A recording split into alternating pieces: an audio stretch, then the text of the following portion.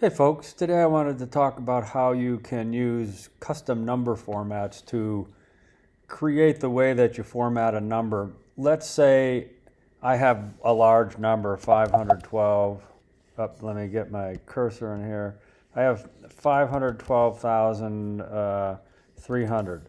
Well, if I type that, I get 512,300. If I wanted that number format to be 512K with a dollar sign, um, I'm going to do a custom number format, and I'm going to come here and I'm going to start with a dollar sign, and then I want to, I think maybe I better put that dollar sign in quotes. So I want a dollar sign, and then I want a pound symbol. That's going to be my first number, followed by another pound and another pound. That's going to give me my thousands, hundreds, tens. And then we'll go with a zero, and then we'll do a dot zero. And then we will follow that with a comma, and we'll go ahead and add a K, lowercase k, let's say, for instance. Let's see, let's do a K.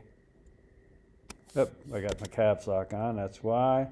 We do a K, and I say OK to that. And now what I get for 512,300 is 512.3K dollars. And if I were to apply this format to this cell, I use my paint format tool. If I type 166,000, I should get 166.0K. Again, I could copy with my paint format, and I could decide, I want to format all these cells here, and then I could do 137,000. Maybe that's 137,100. I'm going to get 137.1, 214,890, and I'm going to get 214.9. So a nice way to simply use the custom number formatting option and build your own formatting. Now, you have to play around with some of these. I'll just demonstrate on this particular case. If you wanted, notice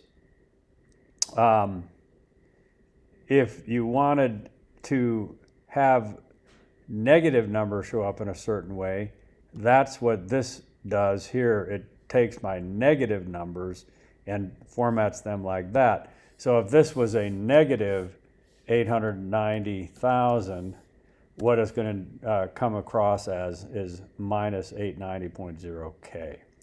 So fun little way to work with your numbers. Hope that helps.